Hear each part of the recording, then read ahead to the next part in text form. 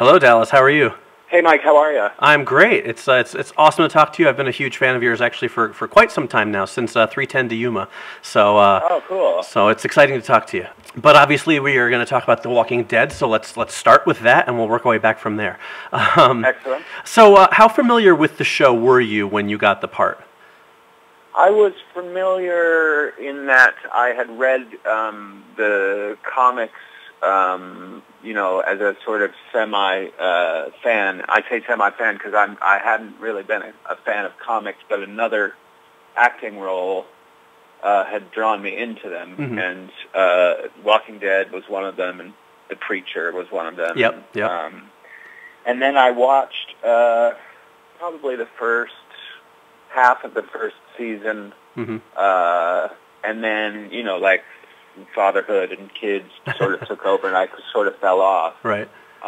So when they called to say, after the audition, when they called to say, do you want the part, I literally watched both seasons, season 1 and season 2, in the span of like a 24-hour period. Right. I just laid in bed and watched it on the computer, and that was an interesting sort of task to stand up from and try and go walk around the streets of New York City with that in your head. Sure. Were you aware of just how successful it had been and it continues to be? Was that something that you kind of had a sense of? Well, let me put it to you this way. I was on a show on AMC that finished its first season. It was called Rubicon. It finished its first season about a month before The Walking Dead came out, and there was a chance that we were going to be renewed. I think we got 1 million people a week to watch us or so, and then The Walking Dead came out. I sank to 8 million, and has just gone crazy since then. So, and then they canceled my show. So, yeah, I had a very distinct idea of how popular The Walking Dead was. Good. Do you get recognized in the streets a lot more now from The Walking Dead? I do. Yeah, it's sort of crazy. Like I don't really look like Milton walking around so much. I tend to sort of have a beard, and I don't wear glasses. But but the Walking Dead fans they define the sort of fanatic term of fan, and they'll spot me through the sort of the beard or the whatever, and it's just it's such an amazing pleasure to like they're just so sort of happy and so sort of they love the show so much that it's really wild to be around that kind of energy. I can imagine. I didn't have that at 310 to Yuma. Well, listen, you were the standout in 310 to Yuma for me. It's one of those things, I don't know why your role in that movie stuck out for me so much, but it did. And I remember when I watched it, and I was like, that guy, he looks familiar, and I really like him, and I IMDb'd you and stuff at the time, and I was like, oh, Dallas Roberts. And then you've just been one of those people who every time your name always popped up, I'd be like, hey, that's Dallas Roberts. I like that guy. And so when you got onto The Walking Dead, I was very excited because I was like, yay, he's awesome, and so excellent. Yeah. Cool. Was this a part that you lobbied for? Did it come to you? What was how did you sort of become a part of the show? It was just an audition. I do a lot of them. So to me, like I knew what The Walking Dead was, obviously, and so in that sense, it was for a known quantity. It was like to have a part on a recurring part on a very popular television show. So I sort of felt confident in the tape that I sent out. Right. But I send a lot of confident tapes out, and it's quite often that they don't come back. So I didn't really, after I didn't hear anything for 2 weeks, I just figured it was dead. And then, like 2.5 weeks later, they called and said, "We'd like you to do it." Excellent. Was it difficult for you coming into a show that not only is it the third season, there's an established cast, but then you were also segregated from so much of the cast for the season too, because you guys were in Woodbury, and then the other, you didn't really get to interact with a lot of the main cast. What was that like joining the show? It was interesting, you have this idea of The Walking Dead, especially before season 3, that you're going to be, with the group running into the forest, like with a machete or something. Right. And then, but because of the Woodbury sort of storyline, we were in a town and we had lemonade and electricity and stuff like that. So it really did feel like a different show. Right. But that was sort of a benefit in terms of easing our way in. It felt like me and David Morrissey and, the sort of Woodbury crew we got a little time to sort of get our legs under us before the inevitable, crew of The Walking Dead sort of, came and messed things up. Right.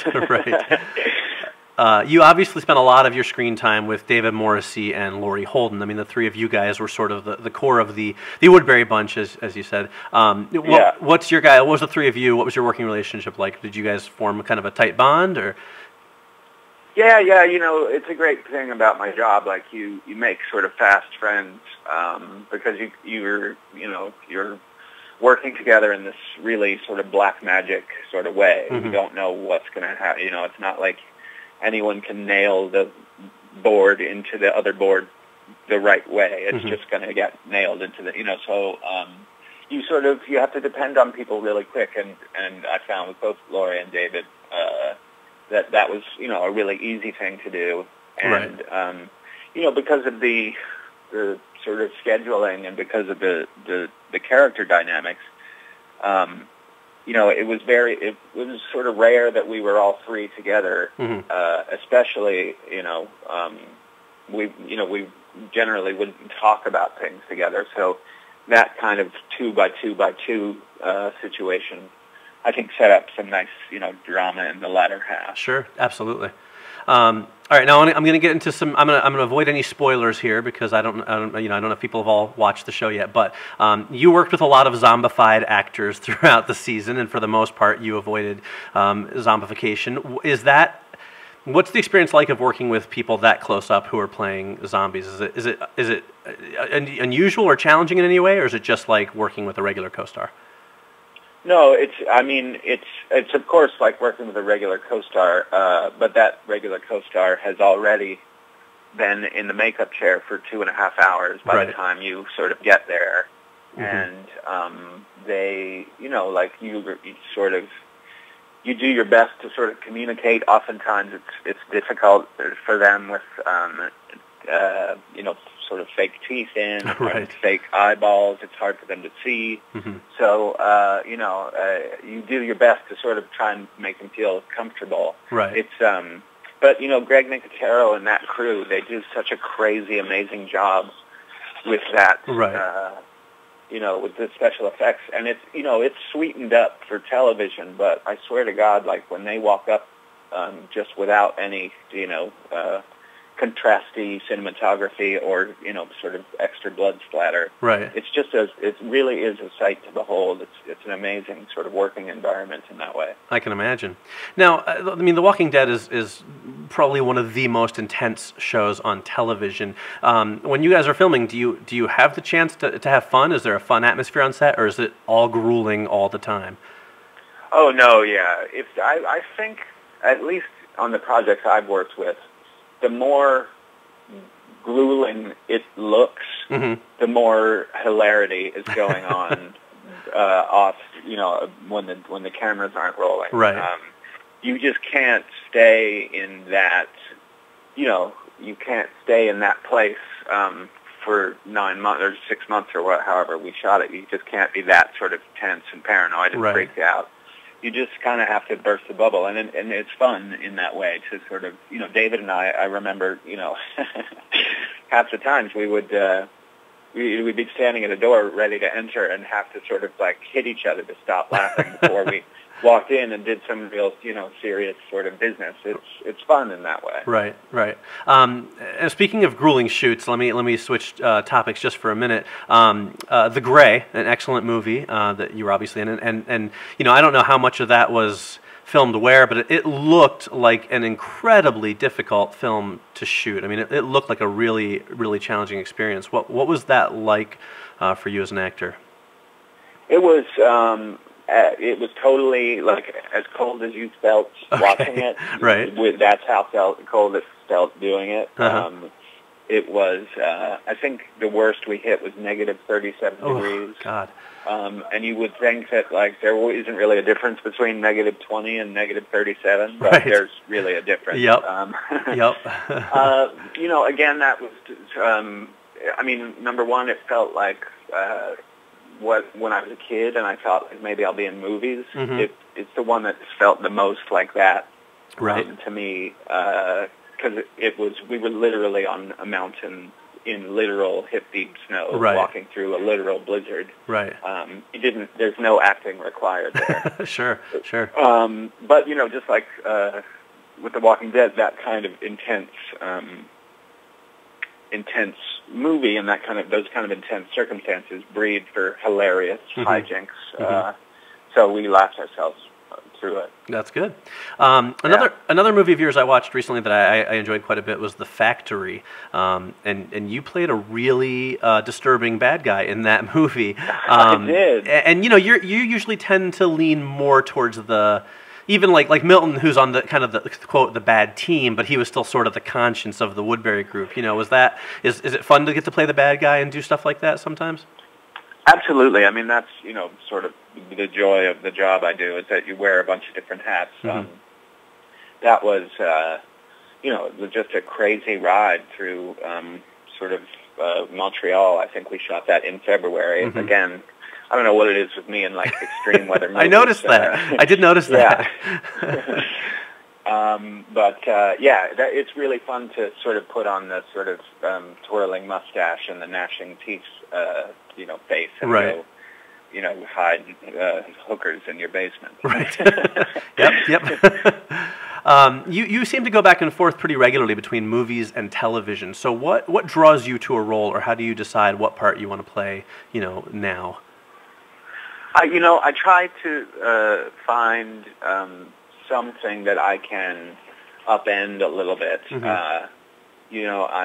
I find myself sort of less interested in playing, the bad guy without a conscience, mm-hmm. or the good guy without sort of questions like that. Right. I don't know. Sometimes talking about acting is just the dumbest thing in the world. But, sure. I do, I look for things that I can get in and sort of play around with and not feel constrained too much by the function that role serves mm-hmm. in the script. And certainly Milton had a lot of those opportunities to sort of, step a little bit outside of himself and have a little fun. Sure, absolutely. Well, I know that we are wrapping up on time. Are there anything you have coming up that fans can be on the lookout for? I'll be in this film called The Dallas Buyers Club. That's Matthew McConaughey and Jennifer Garner. Mm-hmm.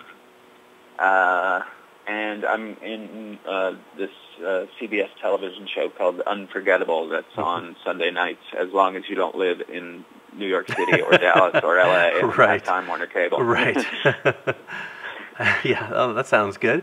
And then finally, and this is the question I tend to trip people up with, but what is one thing you would like the world to know about you that they don't already know?